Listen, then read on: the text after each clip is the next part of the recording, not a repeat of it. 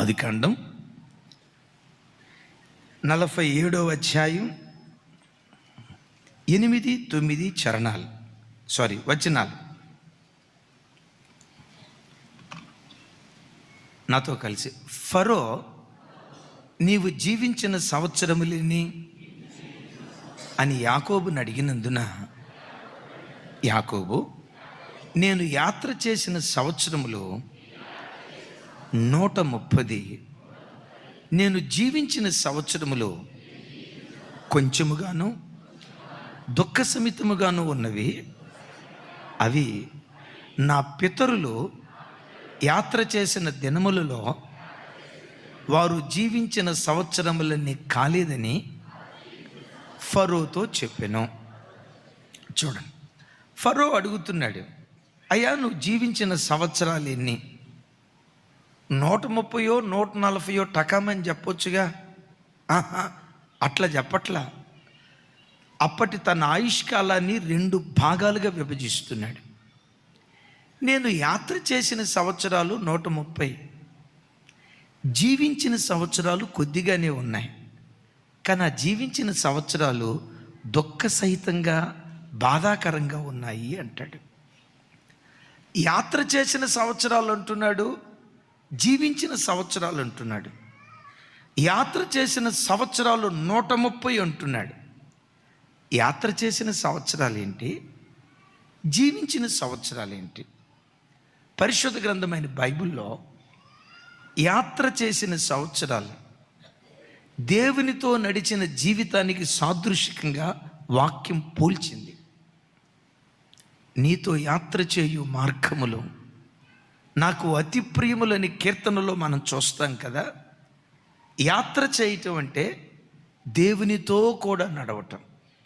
యాకోబు ఏమంటాడంటే, యాత్ర చేసిన సంవత్సరాలు అంటే దేవునితో నడిచిన సంవత్సరాలు 130 అయ్యా, దేవుడు లేకుండా నేను జీవించిన సంవత్సరాలు అది కొద్దిగాను, దేవుడు లేకుండా జీవించిన సంవత్సరాలు దుఃఖ సహితముగాను ఉన్నాయి అని తన ఆయుష్కాలాన్ని 2గా విభజిస్తూ మాట్లాడుతున్నాడు.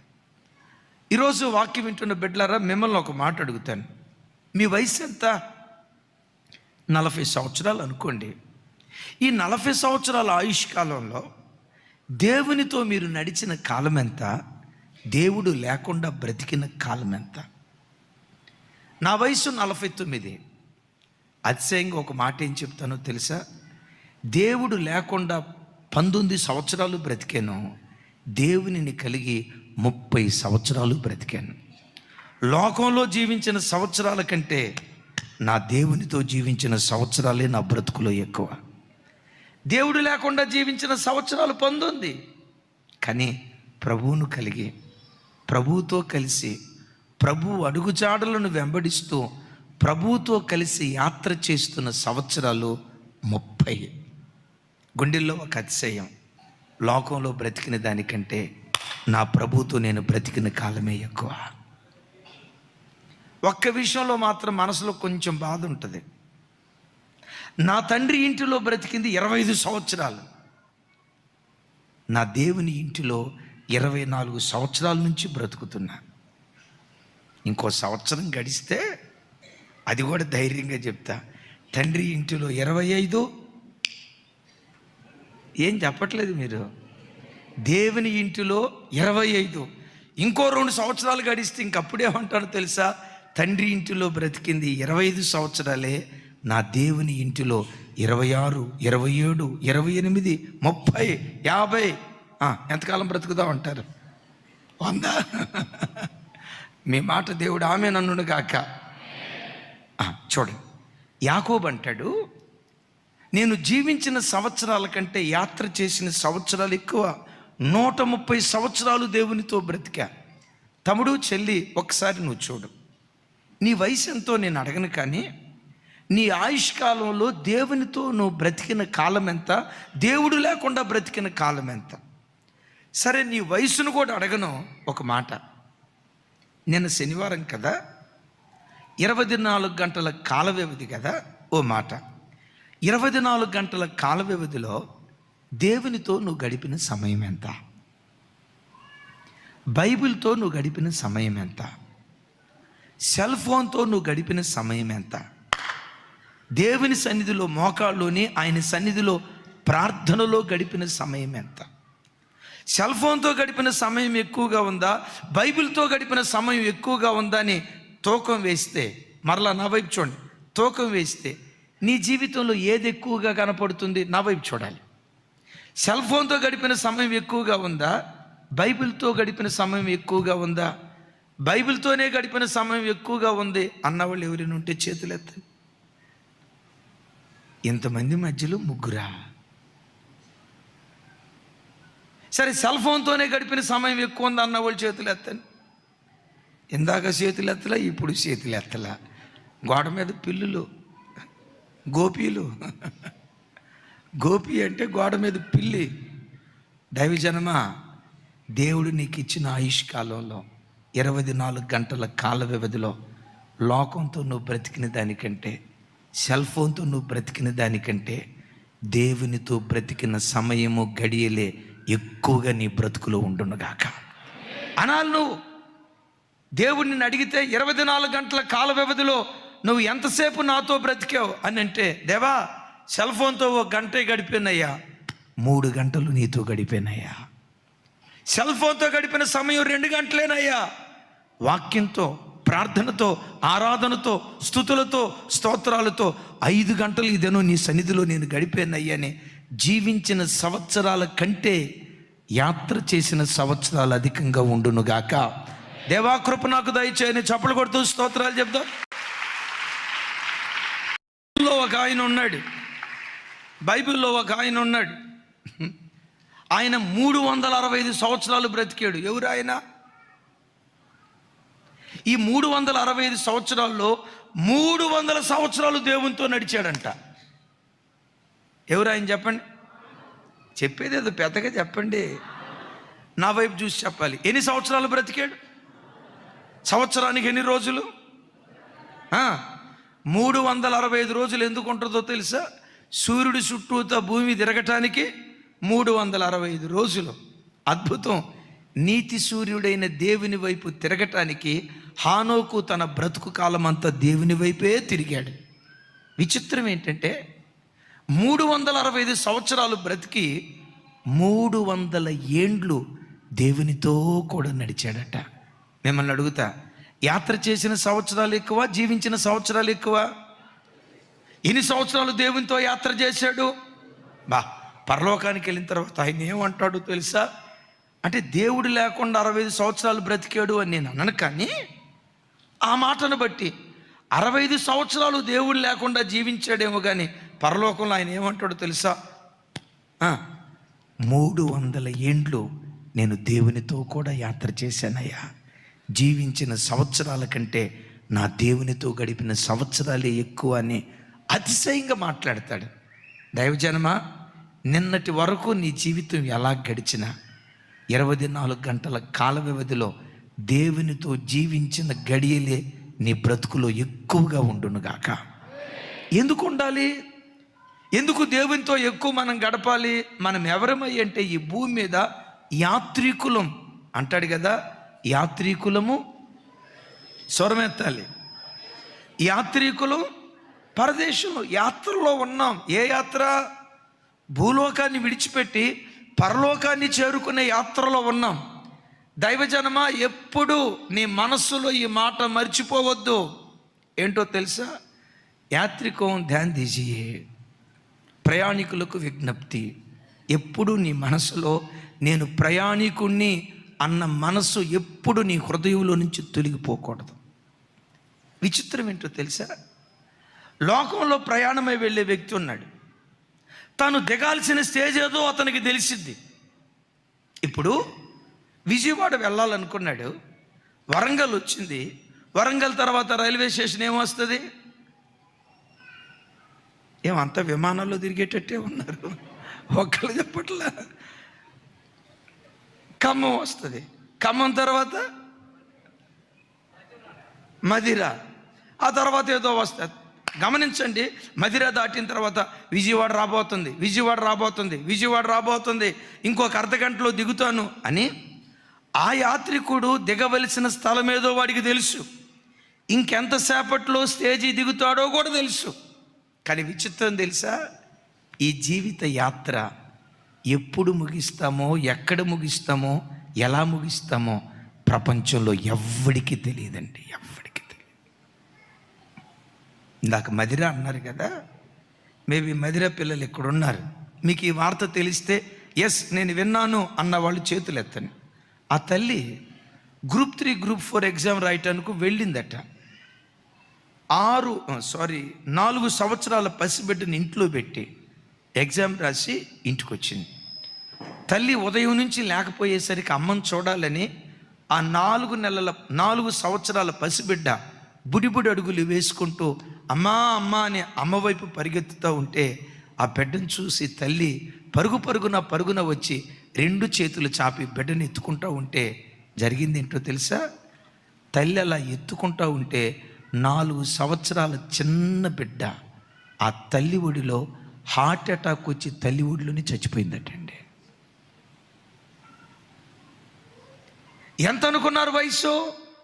40 సంవత్సరాలు కాదు, 60 సంవత్సరాలు కాదు, 70 సంవత్సరాలు కాదు, జస్ట్ 4 సంవత్సరాల పసికందు. నేనంట, నువ్వు దిగాల్సిన స్టేజ్ ఎప్పుడు వస్తుందో నీకు తెలియదు, దిగాల్సిన స్టేజ్ ఎప్పుడు వస్తుందో నాకు తెలియదు. ఒకటి వాస్తవం, మన ఒక్కొక్కరం యాత్రికులం. ఈ యాత్ర ముగించిన తర్వాత దేవుని ఎదుట నిలవబడినప్పుడు దేవుడు అడుగుతాడు, యాత్ర చేసిన సంవత్సరాలేని, నువ్వు జీవించిన సంవత్సరాలేని. నిన్ను ప్రభు అడిగినప్పుడు నువ్వు అనాల్సిన మాట ఏంటో తెలుసా? లోకంలో నేను జీవించిన సంవత్సరాల కంటే నీతో బ్రతికిన కాలమే ఎక్కువగా ఉందయ్యా, నీతో యాత్ర చేసిన కాలమే ఎక్కువగా ఉందయ్యా అని అతిశయంగా ఆ మాట చెప్పగలిగే స్థితికి దయగల దేవుడు మనలను లేవనెత్తునుగాక.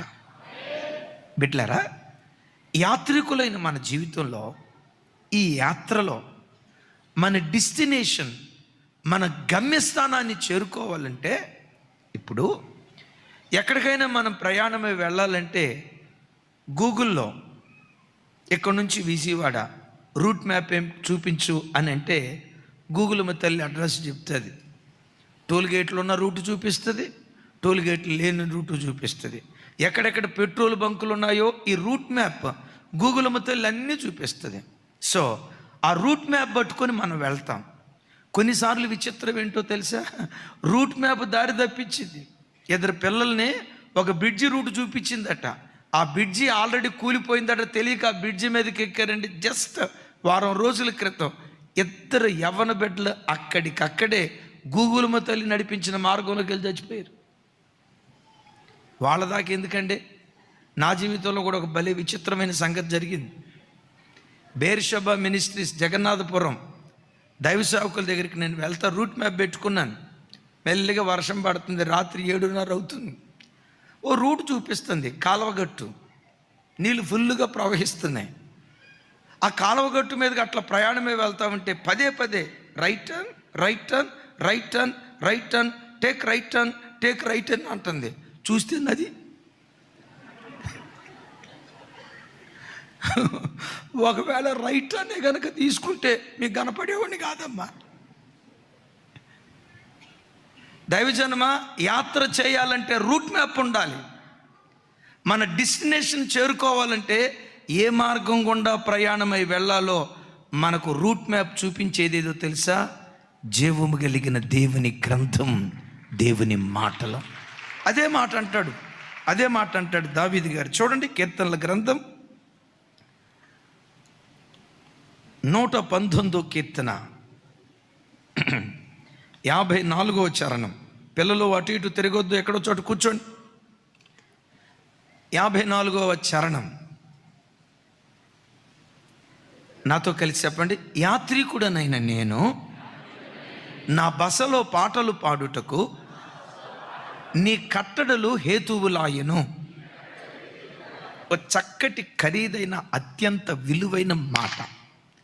బిడ్లారా, ఈ యాత్రలో ప్రతి దినం నీ యాత్ర పాటలతో సాగునుగాక, పాటలు ఎప్పుడు పాడతారు? దుఃఖంతో ఉన్నప్పుడు పాడతారా, సంతోషంలో ఉన్నప్పుడు పాడతారని బైబిల్లో రాసి ఉందా? ఎప్పుడైనా పాడవచ్చు, కానీ అలంకారంగా అక్కడ వాడింది ఏంటంటే ఆనందంగా ఉన్నప్పుడు పాటలు పాడండి అని రాస్తుంది. రైట్? ఒక వ్యక్తి పాటలు పాడేది ఎప్పుడంటే జయాన్ని పొందినప్పుడు, ఆనందాన్ని అనుభవించినప్పుడు. నా చేతులెత్తి మిమ్మల్ని దీవిస్తున్నాను, డిసెంబర్ మాసం అంతా ఆనందంగా మీ ఆత్మీయ యాత్ర సాగునుగాక. ఒక డిసెంబరే కాదు, భూమి మీద బ్రతికిన కాలం అంతా ఆనందంగా మన యాత్ర సాగునుగాక. ఆనందంగా మన యాత్ర సాగాలంటే మీరు నేను చేయాల్సింది ఏంటో తెలుసా? ఆయన కట్టడలను హేతువులుగా చేసుకొని మనం బ్రతికితే, ఈ చిన్న బసలో యాత్రికులైన మనం పాటలు పాడటానికి ఆయన కట్టడలు హేతువులు అవుతాయి. ఒకసారి చెప్దాం ఆమేనని. అంటే ప్రతి విషయమై దేవుని వాక్యాన్ని ముందు పెట్టుకొని, ఈ విషయంలో వాక్యం ఎలా ప్రవర్తించమని చెప్తుంది, నేను అలాగే ప్రవర్తిస్తాను. ఇలా ప్రవర్తించొద్దని వాక్యం ఉంటుంది కదా, ఇలా నేను ప్రవర్తించను. ఇలా నడవమని వాక్యం చెప్తుంది కదా, వాక్యం చెప్పినట్లుగా నేను నడుస్తానని వాక్యాన్ని ముందు పెట్టుకొని వాక్యపు అడుగుజాడల్లో నువ్వు నడిస్తే, ఈ చిన్న బస్సులో పాటలు పాడుకుంటూ నీ యాత్ర సాగటానికి దేవుడు కృప చూపిస్తాడు. కొంచెం గట్టిగా చెప్దాం. దావీదు గారు అందుకని అంటాడు, నీ వాక్యము నా పాదములకు దీపము, అది నా త్రోవకు వెలుగై ఉన్నది అని మాట్లాడతాడు. దావీదు విజయ రహస్యం ఒకటే, వాక్యాన్ని ముందు పెట్టుకొని వాక్యం బ్రతకమన్నట్లుగా బ్రతికాడు. వాక్యం బ్రతకమన్నట్లుగా బ్రతికాడు అని చెప్పడానికి ఒక బలమైన ఆధారం ఏంటో తెలుసా? సౌలు దావీదు మీద 21 మార్లు హత్యాయత్నం చేసిన సౌలును ముట్టుకోవటానికి దావీదు సిద్ధపడలా. ఎందుకు సౌలును చంపటానికి దావీదు సిద్ధపడలేదు? సింహాన్ని చంపిన దావీదు సౌలును చంపలేడా? ఎలుకబంటిని చంపిన దావీదు సౌలును చంపలేడా? సౌలు చంపలేని గొలియాతును చంపిన దావీదు సౌలును చంపలేడా? నిశ్చయంగా చంపగలడు. మరెందుకు చంపలేదు? ఒక వాక్యం దావీదుకు అడ్డొచ్చింది, యెహోవా చేత అభిషేకించబడిన వాడిని, నోరే చెప్పాలి, యెహోవా చేత అభిషేకించబడిన వాడిని ముట్టకూడదు. దేవుడు దేన్ని ముట్టకూడదు అన్నాడో దాన్ని ముట్టలా, దేన్ని తాకూడదు అన్నాడో దాన్ని తాకలా, దేన్ని సమీపించకూడదు అన్నాడో దాన్ని సమీపించలా. అంటే అలాంటి కష్ట సంక్లిష్ట పరిస్థితుల్లో కూడా వాక్యాన్ని ముందు పెట్టుకొని నడిచాడు. అద్భుతం తెలుసా? ఆ వాక్యమే దావీదు పక్షాన్ని యుద్ధం చేసి శత్రువులను సంహరించి, ఆ వాక్యమే గొర్రెల దొడ్డిలో నుండి దావీదును లేవనెత్తి సింహాసనం మీద కూర్చోబెట్టింది. Praise the lord.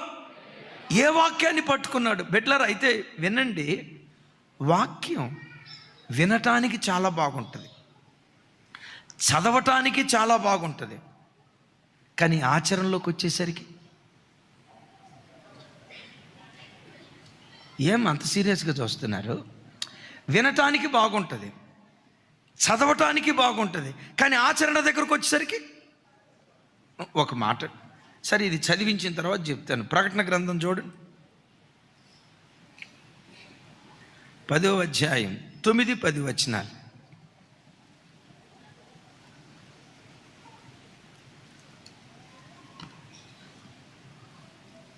నేను ఆ దూత యొద్దకు వెళ్ళి, ఈ చిన్న పుస్తకము నాకిమ్మని అడుగగా, ఆయన దాన్ని తీసుకొని తినివేయము, అది నీ కడుపునకు చేదగును కానీ నీ నోటికి తేనె వలె మధురముగా ఉండునని చెప్పాను. నా వైపు చూడాలి, ఇక చాలు. నోటికి ఎట్లా ఉంటుంది? కడుపుకి. నేనంట నోటికి తేనెగా ఉన్నప్పుడు కడుపు కూడా ఎట్లుండాలి కదా? వాక్యంలో ఉన్న విచిత్రం ఏంటంటే, నోటికి మాత్రం తేనెగా ఉంటుంది, కడుపుకు మాత్రం చేదవుతుంది. అక్కడ దాకేందుకు?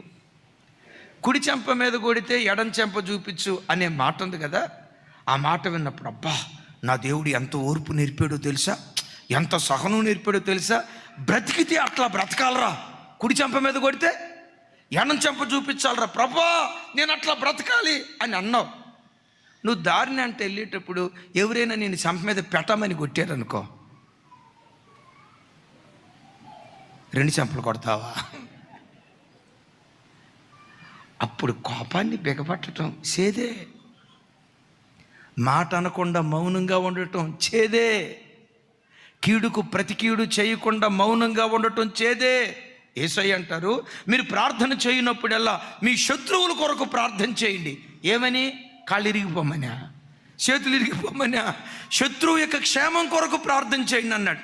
ఆ మాట వినటానికి బాగానే ఉంటుంది. వినండి, ఇక్కడ ఆ మాట వినటానికి బాగానే ఉంటుంది, కానీ ప్రాక్టికల్గా నేను తిట్టి దుమ్మెత్తి పోసి నువ్వు నాశనం అయిపోతావు, నువ్వు మట్టి కొట్టుకుపోతావు అని దుమ్మెత్తి పోసి ఇట్లా అన్నవాళ్ళని నువ్వు మోకరించి నన్ను శపించిన వాళ్ళందరినీ దీవించు నాయనా అని అంటానికి అసలు నోరు పెగులుతుందా? ఏం బెదరో వస్తుందా? దేవుని వాక్యం చదవటానికి మాధుర్యంగానే ఉంటుంది, వినటానికి మాధుర్యంగానే ఉంటుంది. అయినా నా దేవుని వాక్యానుసారంగా నేను బ్రతకాలని ఆయన కట్టడలను హేతువు చేసుకొని ఆయన కట్టడ నడవమన్న మార్గంలో నువ్వు నడుచుకుంటూ వెళ్ళు. ఈ బస్సులో పాటలు పాడుతూ నీ యాత్ర సాగించే కృప దేవుడు అనుగ్రహిస్తాడు. చప్పలు కొడుతూ దేవునికి స్తోత్రాలు చెప్దాం.